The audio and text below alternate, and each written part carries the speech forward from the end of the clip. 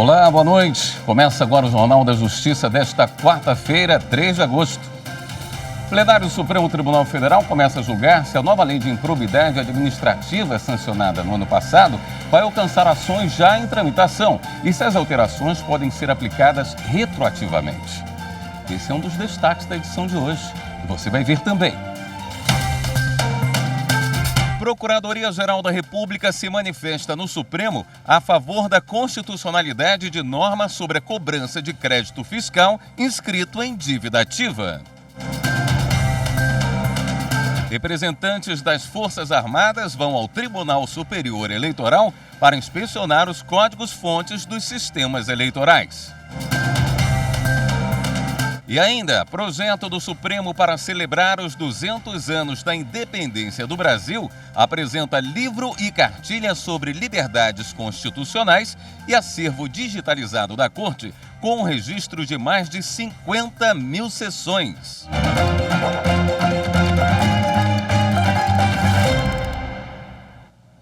O Supremo começou a julgar o processo que discute se as alterações na lei de improbidade administrativa feitas no ano passado podem ser aplicadas retroativamente na modalidade culposa. O relator do caso é o ministro Alexandre de Moraes. O caso chegou ao Supremo porque o INSS ajuizou a ação com o objetivo de condenar uma procuradora contratada para defender em juízo os interesses da autarquia ao ressarcimento dos prejuízos sofridos em razão de sua atuação. A procuradora trabalhou entre 1994 e 1999. A ação foi proposta em 2006 com base na Lei de Improbidade Administrativa, que fixa possíveis sanções a agentes e servidores que atentem contra a administração pública. No ano passado, foram feitas alterações na Lei de Improbidade Administrativa. A principal foi a exigência de dolo, ou seja, intenção para que os agentes públicos sejam responsabilizados.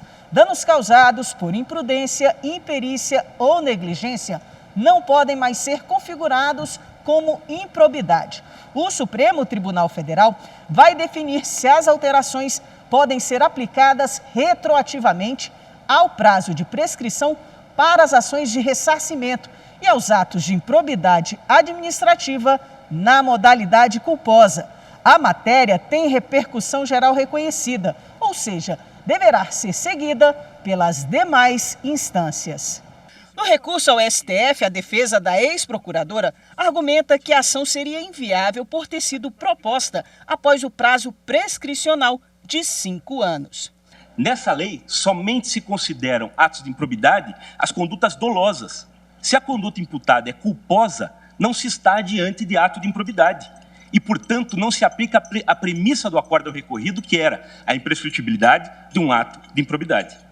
Consequentemente, se aplica ao presente caso o tema 666. Por quê? Porque se está diante de um ilícito civil, o que conduz também à prescrição penal. Também houve sustentação oral de outros interessados no caso. A aplicação retroativa acarretará, senhores ministros, senhoras ministras, a extinção de milhares de ações e a revisão de outras milhares de processos, inclusive transitados em julgado, inclusive já decididos, com um impacto muito danoso à segurança jurídica e à tão desejada efetividade da tutela jurisdicional. Hoje, a lei nova, a lei faz o quê? A lei consagra a jurisprudência desta Corte, a jurisprudência do STJ, num cânone votado pelo Congresso Nacional, aprovado, pelo Congresso Nacional, dizendo o quê dentro desta lei?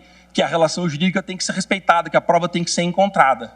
Dizer-se que os promotores irão procurar o dolo específico? Acho que não. Acho que muitas ações serão ajuizadas com base em dolo genérico. O Procurador-Geral da República defendeu que as alterações não retroagem para beneficiar agentes públicos já condenados com base em regras que vigoraram anteriormente.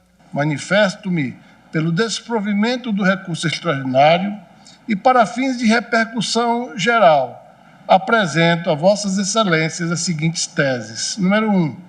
As alterações do caput do artigo 10 da Lei de Improbidade Administrativa apenas explicitam a vedação à responsabilidade objetiva do agente, que sistematicamente sempre foi proibida no direito brasileiro, o qual prossegue permitindo a punição do erro grosseiro.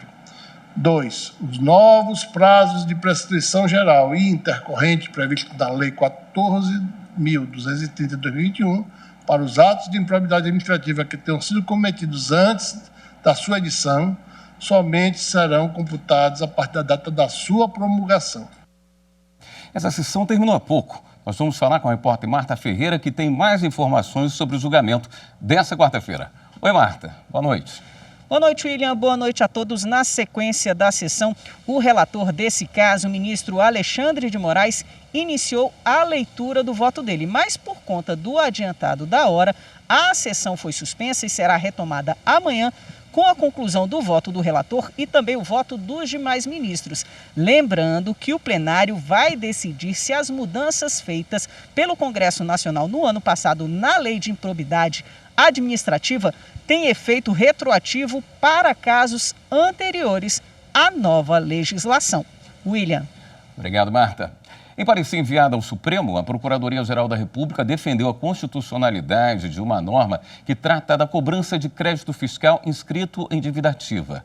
A Corte avalia um recurso extraordinário em que se discute a obrigatoriedade da execução fiscal ser proposta no foro de domicílio do réu, no da residência dele ou no lugar onde for encontrado.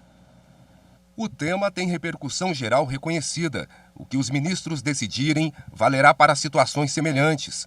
O caso surgiu a partir de uma execução judicial do estado do Rio Grande do Sul contra uma empresa de exportações de artigos domésticos para o pagamento de crédito fiscal inscrito em dívida ativa, referente ao ICMS.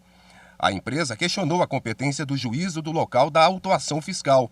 Na origem, o magistrado aceitou a preliminar de incompetência e determinou a remessa dos autos ao juízo de onde fica a sede da empresa. Após vários recursos, o processo chegou ao Supremo. A Procuradoria-Geral da República enviou parecer sobre o recurso extraordinário com agravo que discute a constitucionalidade da norma do Código de Processo Civil sobre a execução fiscal. Na avaliação do Procurador-Geral da República, Augusto Aras, a norma representa escolha legítima, democraticamente alcançada pelo Parlamento Nacional, preserva o núcleo essencial do Pacto Federativo e a essência da autonomia dos Estados. De acordo com a regra, a execução será proposta no foro de domicílio do réu, na residência ou no lugar onde for encontrado, mesmo quando isso implique em ações ajuizadas em outros estados. Para a PGR, o afastamento de tal regra poderia representar limitação ao acesso à justiça, na medida em que dificultaria o exercício do direito de defesa pelos particulares. A Procuradoria sugeriu a fixação da seguinte tese: é constitucional a previsão de foro contida no Código de Processo Civil, mesmo que implique o ajuizamento de execução fiscal por Estado membro perante o judiciário de outro ente federativo, tendo em conta a escolha democraticamente alcançada pelo Parlamento Nacional, no exercício de sua competência para legislar sobre processo civil. Ainda de acordo com a PGR, há de considerar os avanços da tecnologia, que no processo permitem aos entes estatais e aos representantes judiciais o recebimento de citações e intimações, assim como a prática de atos processuais em meio eletrônico, sem a necessidade de deslocamento a outro estado. Veja a seguir, representantes das Forças Armadas vão ao TSE para inspecionar os códigos-fonte dos programas usados nas eleições. Voltamos a instantes. 20 anos de TV Justiça e quem ganha o presente somos nós brasileiros. Os cidadãos que têm acesso a conhecimento jurídico sem o juridiquês, numa linguagem fácil, acessível, para conhecimento de todos os seus direitos. Também nós, profissionais das mais diferentes carreiras jurídicas, enxergamos na TV Justiça um espaço para aprendizagem, seja um estudante para concurso, seja um magistrado, advogado, a TV Justiça leva conhecimento com seus diversos profissionais extremamente qualificados na área do direito e também na área da comunicação. Parabéns, TV Justiça.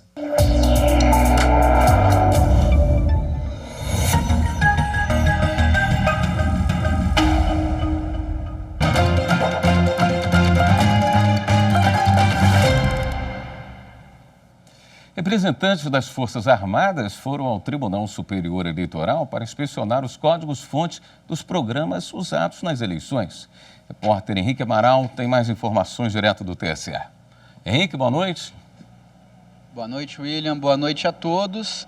A inspeção dos códigos-fonte da urna eletrônica é uma das várias formas de auditoria do sistema eletrônico de votação. E é uma etapa tão importante que desde o dia 4 de outubro do ano passado, o Tribunal Superior Eleitoral reservou uma sala exclusivamente para isso. E hoje, 8 técnicos do Exército, da Marinha e da Aeronáutica estiveram aqui no TSE durante todo o dia para fazer a verificação das linhas de código, que são as instruções para que os programas do sistema eletrônico de votação funcionem.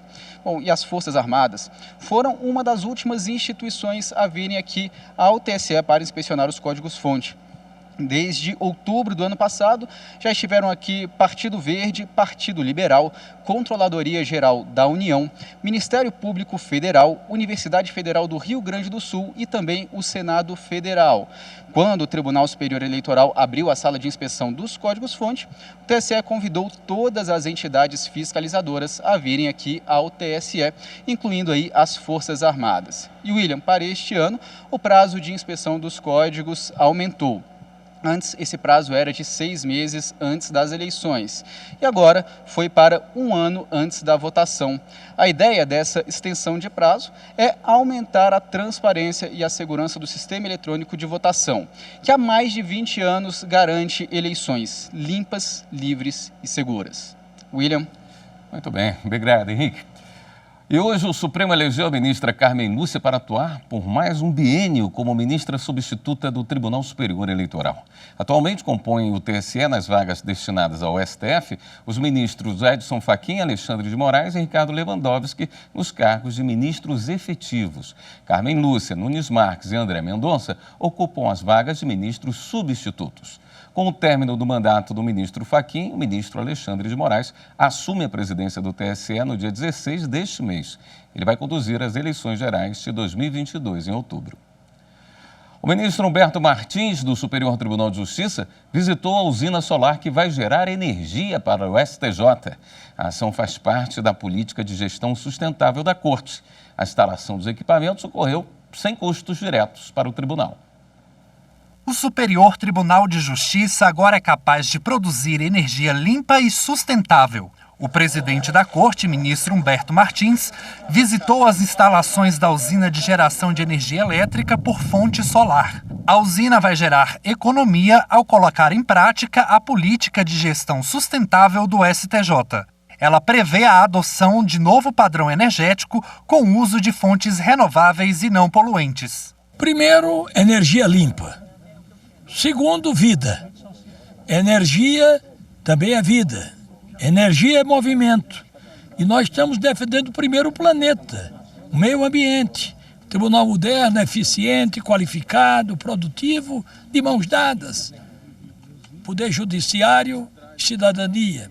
A usina, que está instalada aqui em Braslândia, cerca de 30 quilômetros de Brasília, conta com 8.000 placas capazes de captar a luz do sol e produzir 7.000 megawatts-hora por ano. Isso representa 75% da energia elétrica consumida pelo tribunal anualmente. Essa mesma energia será injetada na rede de distribuição do Distrito Federal, gerando assim créditos para abatimento na fatura mensal do STJ. Para alcançar maior eficiência na produção energética, as placas possuem sistema de captação da luz nas duas faces e são automatizadas de acordo com a posição de maior incidência solar. Foi uma obra realizada sem custos diretos para o tribunal, em que o tribunal só vai pagar pela energia consumida. Além de ser uma matriz energética limpa, o tribunal está substituindo praticamente toda a sua matriz energética, trocando a energia tradicional pela energia fotovoltaica, que é uma das mais favoráveis ao meio ambiente na atualidade. A representante da empresa que vai administrar a usina explica o impacto ambiental. Hoje representa uma redução de emissão anual de CO2 de 896 toneladas, o que equivale ao plantio de 6.000 árvores na natureza. Previsto no Plano de Gestão 2020-2022 do STJ, a usina atende às recomendações da Agenda Ambiental na administração pública. O projeto também está alinhado à Agenda 2030, que prevê o enfrentamento das questões ambientais consideradas urgentes pela Organização das Nações Unidas. No próximo bloco, a gente fala sobre os eventos que o Supremo está promovendo dentro do projeto Liberdades. Os detalhes já já.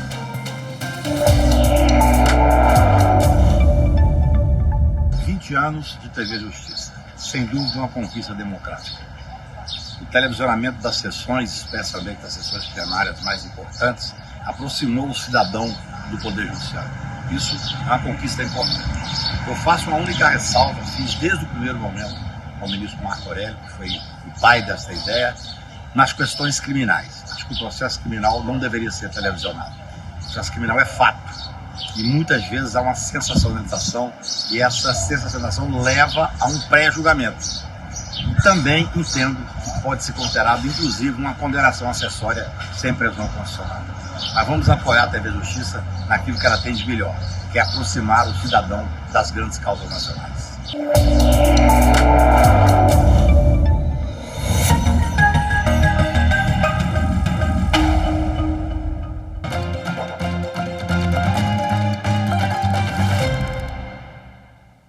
O Supremo Tribunal Federal promoveu hoje, em parceria com o Tribunal Constitucional Federal da Alemanha, a palestra Fake News e Liberdade de Expressão. O encontro foi para discutir o combate à desinformação. O encontro faz parte do Programa de Combate à Desinformação do Supremo Tribunal Federal. A abertura do evento foi feita pelo presidente da Corte, ministro Luiz Fux. Porque é exatamente através das eleições que o cidadão brasileiro faz presente a sua cidadania, a soberania popular e a sua autodeterminação nas escolhas dos seus representantes no parlamento. A Alemanha é país parceiro do STF na iniciativa. O embaixador alemão no Brasil, Heiko Thoms, lembrou que enfrentar a disseminação de fake news é um desafio mundial e que a democracia brasileira tem apoio nesse combate. Deixar claro neste ponto que nós, na Alemanha, temos plena confiança nas instituições brasileiras e na resiliência da democracia brasileira. Os ministros Luiz Felipe Salomão, do Superior Tribunal de Justiça, e Mauro Campbell, corregedor-geral eleitoral, atuaram nas últimas eleições municipais. Eles falaram sobre a experiência de lidar com a desinformação durante o pleito e como o enfrentamento às notícias falsas pode ser ampliado este ano, nas eleições gerais. O enfrentamento do problema perpassa pela escorreita compreensão do significado de princípios constitucionais caros à nossa democracia, especialmente a liberdade de expressão. No âmbito legislativo, nós temos aqui em tramitação o projeto de lei 2630 de 2020, que tem diversos regramentos sobre esse assunto. Nós temos que tratar ali também de medidas anti-ameaça, anti-assédio, stalking. Nós temos que tratar ali, aproveitar o regramento para tratar desses pontos.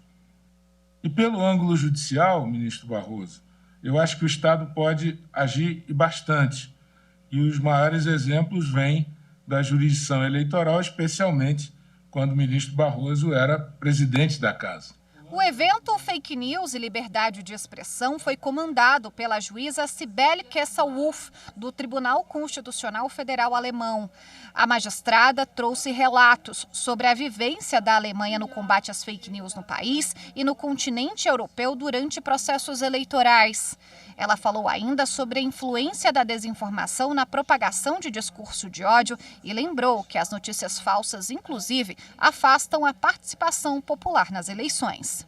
Mediante a difusão digital ilimitada, os destinatários podem facilmente perder o controle sobre as suas manifestações.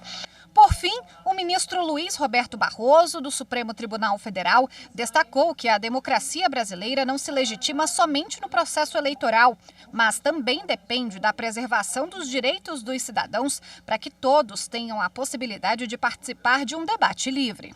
As democracias contemporâneas elas são feitas de votos, de direitos fundamentais e de razões. O que significa que elas não se legitimam apenas no momento eleitoral, mas elas também dependem da preservação dos direitos fundamentais de todos, inclusive dos que perderam no processo político, mas dependem, sobretudo, de um debate público robusto, aberto, livre, de pessoas que se possam informar de maneira honesta e esclarecida. E hoje o Supremo também promove uma série de eventos em comemoração aos 200 anos da independência. Foram lançados o livro Liberdades, com artigos dos 11 ministros e uma cartilha ilustrativa. Também foi aberta uma exposição de arte urbana com grafites. No evento, o Instituto Justiça e Cidadania, parceiro do STF no projeto, entregou ao tribunal a estátua Dom Quixote e o acervo digitalizado da Corte, com mais de 50 mil sessões de julgamentos. Um trabalho que conta uma parte importante da história do país.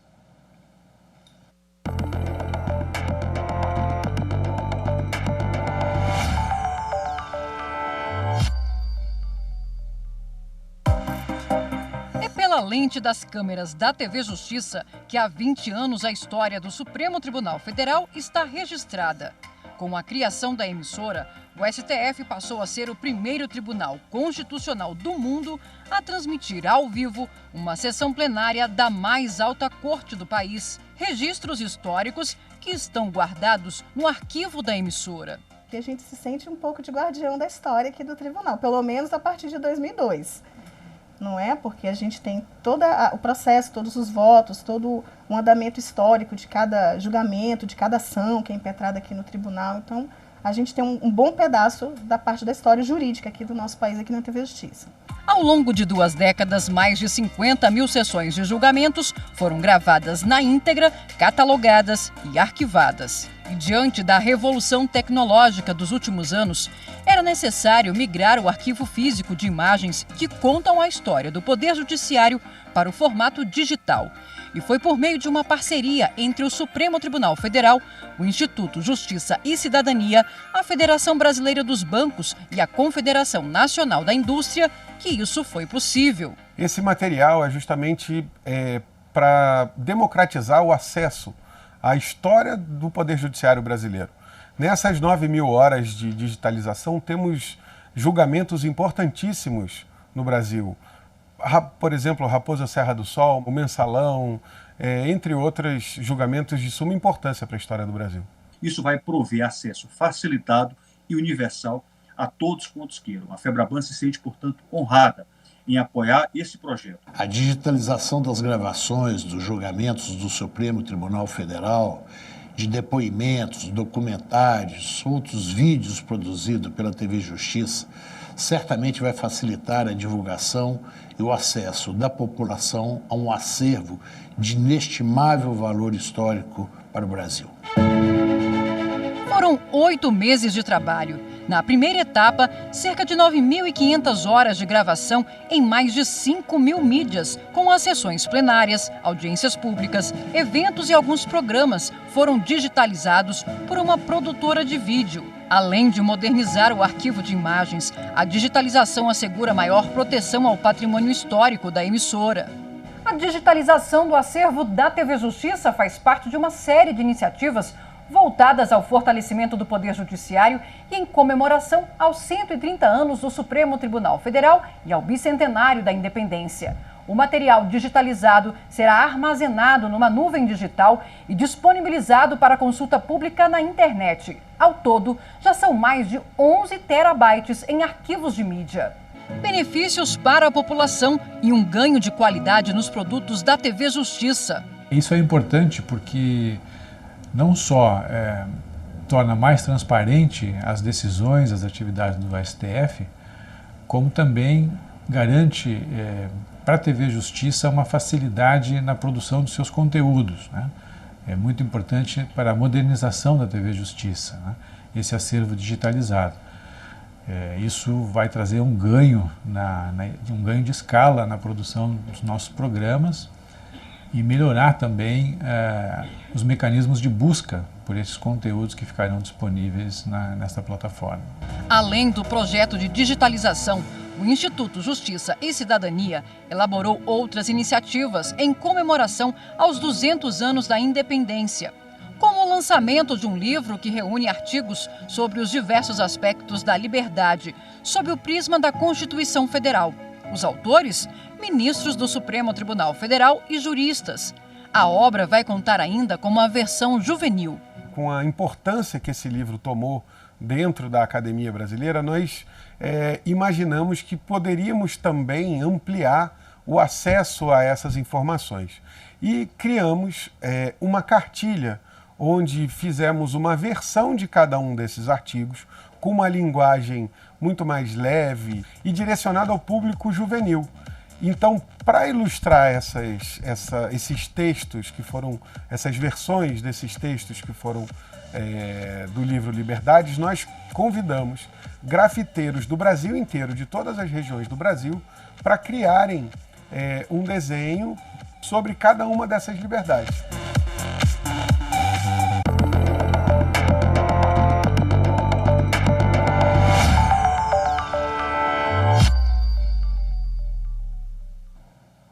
Esta edição do Jornal da Justiça fica por aqui. Obrigado pela sua companhia. Até amanhã.